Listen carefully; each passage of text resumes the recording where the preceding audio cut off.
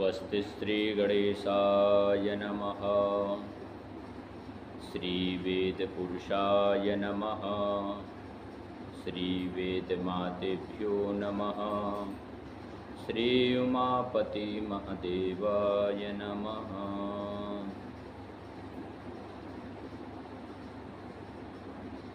सच्चिदानंदरूपाय विश्वोत्पत्त्यादिहेतवे तापत्रय विनाशाय श्रीकृष्णाय वयं नमः। ध्यानमूलं गुरुमूर्तिपूजामूलं गुरुपदम् मंत्रमूलं गुरुवाक्यं मोक्षमूलं गुरुकृपा। गजाननं भूतिगणादिसेवितं कपेत्थजम्बोफलचारुभक्षणम् उमासुतं शोकविनाशकारकम् नमामि विघ्नेश्वरपादपङ्कजम्।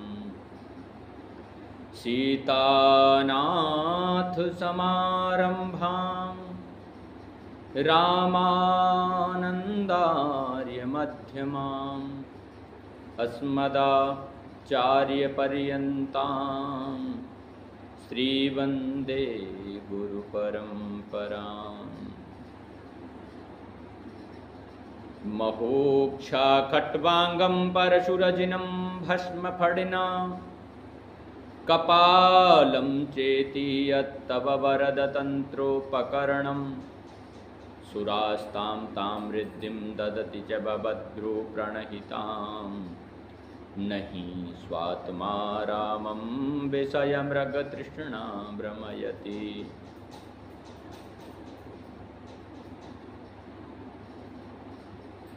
यं प्रव्रजन्तमनुपेतमपेति कृत्यं द्वैपायनो विरहकातरया जुआव।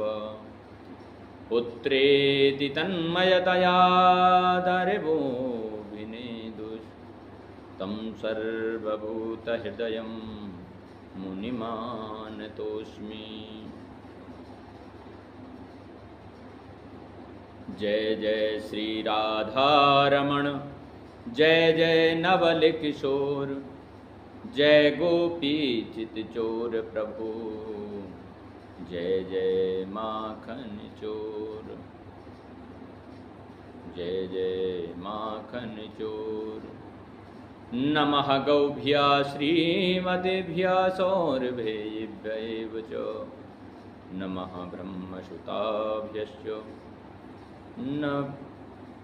नमः ब्रह्मसुताभ्यश्च पवित्राभ्यो नमो नमः। बोलिए श्री जगज्जननी गौ माता की जय। बोले वृंदावन विहारी लाल की जय। बोले राधा रानी सरकार की जय। व्यास जी महाराज की जय। सुखदेव जी महाराज की जय। श्री उमापति महादेव की जय। परम पूज्य गुरुदेव भगवान की जय। अपने अपने माता पिताओं की जय। समस्त पितृदेवी देवताओं की जय। समस्त भक्त समुदाय की जय। भक्ति महारानी की जय। वृंदावन धाम की जय। नमः पार्वती पतये हर हर हर महादेव। जय जय श्री राधे। परम मंगल में परात्पर अखिलेश्वर कारण करुणा वर्णालय भक्तवांछा कल्पतरु विनंदित पीताम्बरधारी श्री बालकृष्ण लाल की वांग्मय प्रतिमूर्ति श्रीमद् भागवत स्वरूप। यह वांग्मय स्वरूप ही भगवान का बड़ा ही मनमोहक है। जब भागवत कथा के अंतर्गत हम भगवान की लीलाओं का श्रवण करते हैं तो हमको जो आनंद की अनुभूति होती है, कल्पना करें कि जो कथा भागवत महापुराण के अंदर से हमको श्रवण करने को मिल रही है, हमको अध्ययन करने को मिल रही है, जिस समय प्रभु ने वो अपनी कृति लीलाएं की होंगी, जितनी भी लीला प्रभु ने की, उस समय वो कैसे लगते होंगे। अपने हृदय में भगवान के उस स्वरूप को कथा सुनना कब सार्थक है, जो प्रसंग चल रहा हो उस प्रसंग को, उस दिव्य छटा को अपने हृदय में, अपने मन में, अपनी बुद्धि में बिठा करके उस कथा का रसास्वादन करें। जब आप भगवान के उस चरित्र को श्रवण करेंगे और चरित्र को श्रवण करते करते जब उस परमात्मा की छटा आपके मन में, आपके हृदय में स्थापित होगी, वह चिपक जाएगी, तो आप फिर एक अलग ही संसार में बैठे होंगे। और वो संसार सिर्फ भगवान का ही चरण कमल होगा। और अगर हम इस मृत्यु लोक को छोड़ करके भगवान के चरणों में जाते हैं, तो फिर हमारा इस मृत्यु लोक पर आना दोबारा नहीं होगा। तो हमारा कर्तव्य बनता है, हमारा धर्म बनता है कि मानुषो दुर्लभो देहे, जो मनुष्य योनि है, जो मनुष्य शरीर है, यह पांच भौतिक जो शरीर है, मेज मज्जा से लिप्त है, अभी कुछ कट लग जाए तो गला पड़ जाता है, ऐसे शरीर से मोह हटा करके हम उस परमात्मा के प्रति अपने मोह को लगाएं, अपनी बुद्धि को लगाएं, अपने मन को लगाएं। और जब हम ऐसा कर पाए तो इसका मतलब हमारा कथा सुनना सार्थक है। इसी चीज को आज, इसी बात को पितामह भीष्म गोविंद से कह रहे हैं। बोले मेरी अंतिम गति जो है वो जब मैं चाहूंगा मुझे मृत्यु वरदान प्राप्त है, जब मैं मृत्यु को चाहूंगा तभी मृत्यु मेरे पास आ सकती है, जब मृत्यु मुझे स्वीकार कर सकती है। मृत्यु मुझे कदापि, पितामह भीष्म को मृत्यु स्वीकार नहीं कर रही है, पितामह भीष्म मृत्यु को स्वीकार कर रहे हैं। तो कहते हैं कि मेरी अंतिम मति, मेरी जो अंतिम सोच होगी, जो बुद्धि का लास्ट वाला जो चरण होगा इस शरीर में, इस बुद्धि का जो लास्ट चरण होगा, उसमें सिर्फ आप ही बसे होने चाहिए, तभी मैं मृत्यु को स्वीकार करूंगा। आइए आज का प्रसंग हमारा रहेगा कि पितामह भीष्म भगवान की स्तुति करते हैं और पितामह भीष्म पांडवों को उपदेश देते हैं। तो आज की कथा में हम प्रवेश करते हैं। सब लोग बड़े प्रेम से श्रवण करेंगे और जहाँ तक भी यह वीडियो आप तक पहुँचा करे, आप उसको अपने जो संबंधी हैं, जो मिलने वाले हैं, भाई बंधु जो भी हैं, तो वहाँ तक पहुँचाया करो। क्योंकि ये नहीं है कि मतलब आप ही कथा श्रवण करो और यहीं आप समझो कि बस हमने सुन लिया वो काफ़ी है। हो सकता है कि जो चीज़ आपके हाथ ना लगी हो वो दूसरे के हाथ लग जाए, या फिर आप जो पुण्य कमा रहे हैं उसमें आपको पुण्य कम प्राप्त हो रहा है, आपने किसी दूसरे को प्रेरित किया तो उसका जो पुण्य उसको प्राप्त हो रहा है, उसमें से भी काफ़ी अंश आपको प्राप्त हो रहा है। तो इसलिए धार्मिक कार्य में बढ़ चढ़ करके भाग लेना चाहिए। इस वीडियो को जहाँ तक यह वीडियो चल रही है, जहाँ तक भी पहुँचती है, वह अपने भाई बंधु सगे संबंधी तक पहुँचाया करो। और यह पूरे श्रावण तक कथा चलेगी। अगर यह पूरी हो जाएगी तो फिर कोशिश करेंगे कि शिव पुराण की कथा प्रारंभ करें। इसलिए आप रोज श्रवण करो, आपको कथा एक नई मिलेगी। तो आइए चलते हैं, प्रवेश करते हैं। बोले वृंदावन बिहारी लाल की जय।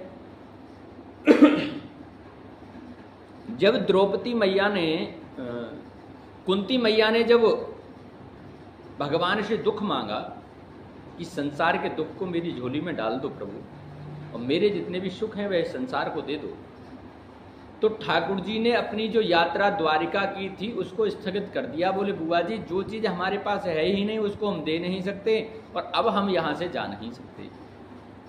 भगवान ने अपनी यात्रा को स्थगित कर दिया और बुआ के साथ महल की तरफ चल दिए। आ गए महल में। पांडवों में खुशी की लहर छा गई। बोले वाह गोविंद, अब नहीं जा रहे हैं, कम से कम बुआ के कहने से ही तो ना जा रहे हों, लेकिन कुछ समय और हमारे साथ बिताएंगे। अब गोविंद साथ रह रहे हैं।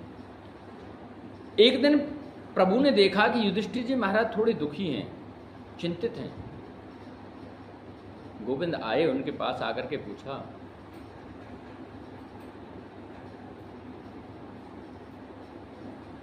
क्या बात है, क्यों मुंह लटकाए हुए हो?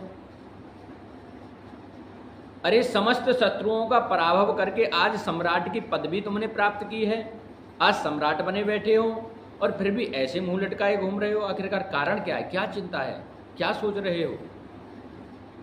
तो युधिष्ठिर जी तो धर्मराज हैं, उनको भान हो रहा है, वह विचार कर रहे हैं, वह अपने मन में गिलानी महसूस कर रहे हैं। गिलानी क्या? युधिष्ठिर जी महाराज कहते हैं कि प्रभु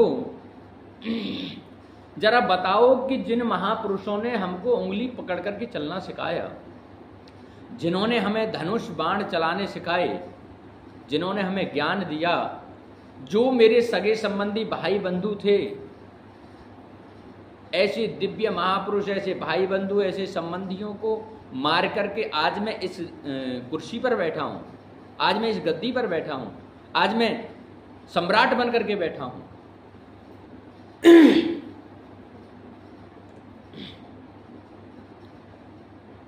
मुझे इसकी पीड़ा हो रही है। जब वह विधवा स्त्रियां मेरे सामने आती हैं, मेरी दृष्टि के सामने आती हैं, तो मैं अपने आप में बहुत लज्जित होता हूं।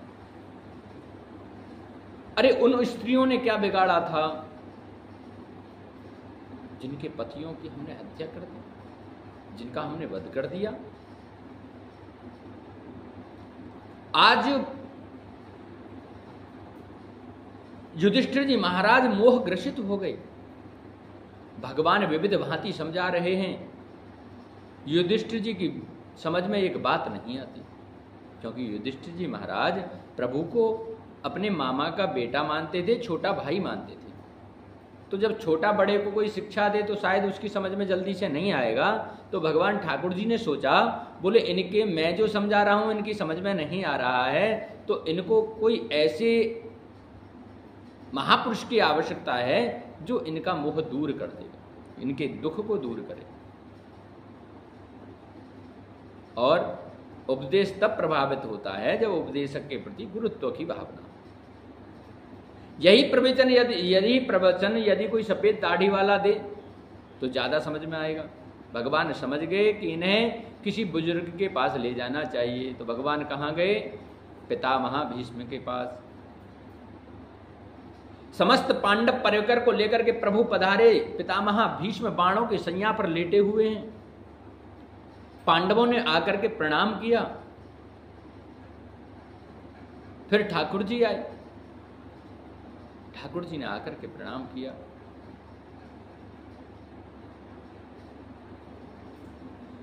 उससे पहले पांडवों ने जब प्रणाम किया तो पितामह भीष्म का शरीर तो कहीं हिलने डुलने वाला था नहीं, क्योंकि बाणों के सैया पर पड़े थे।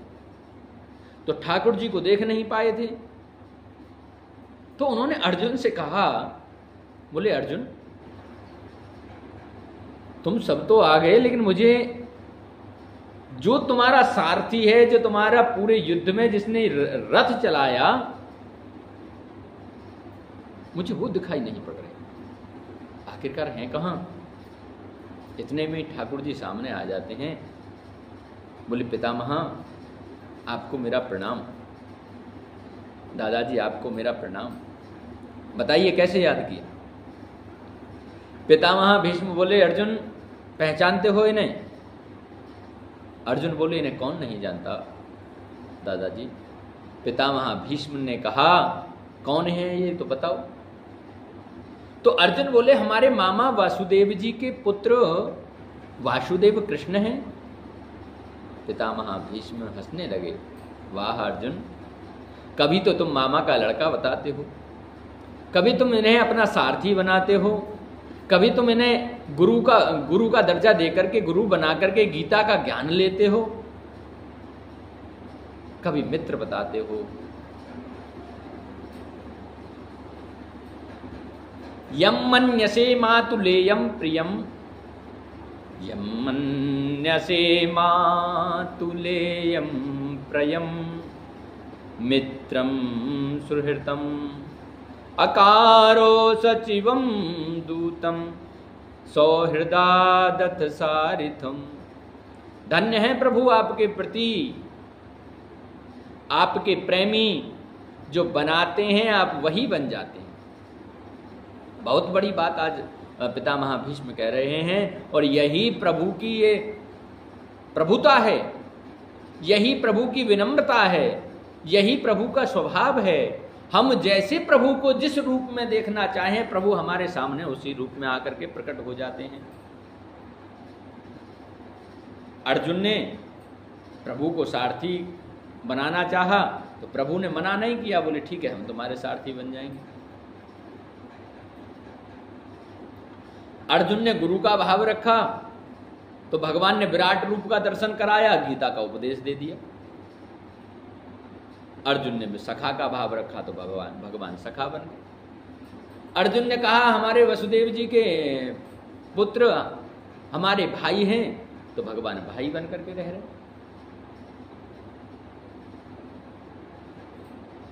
द्रौपदी ने सखा माना तो द्रौपदी के सखा बन करके उनके साथ हैं।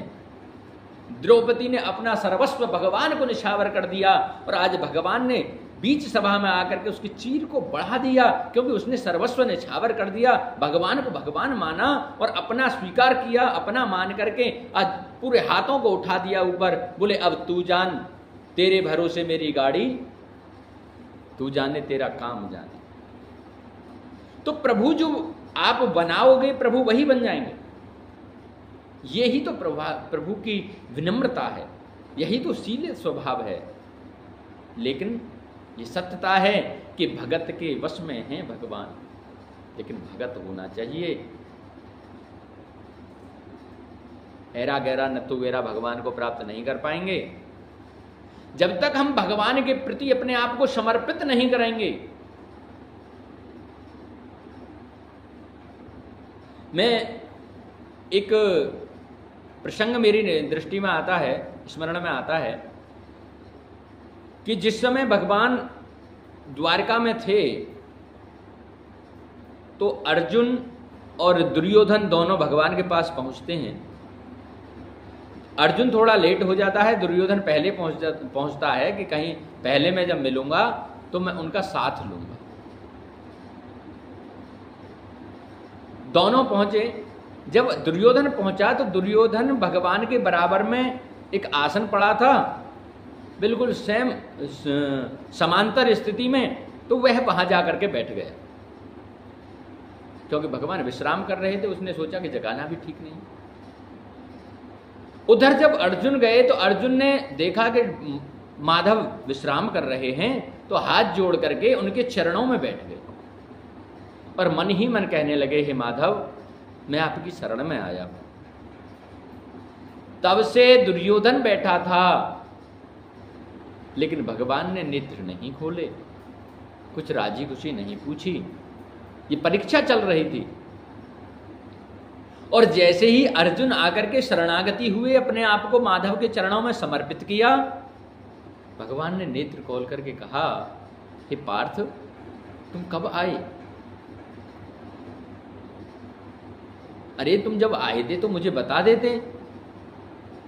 अर्जुन कहता है, माधव आप विश्राम कर रहे थे, मैंने सोचा मैं आपके चरणों में बैठ करके तब तक इंतजार कर लूं, प्रतीक्षा कर लूं। भगवान कहते हैं अर्जुन से, बोले अर्जुन ये बताओ तुम्हारा आना क्यों हुआ? तो कहते हैं, प्रभु मेरा आना इसलिए हुआ है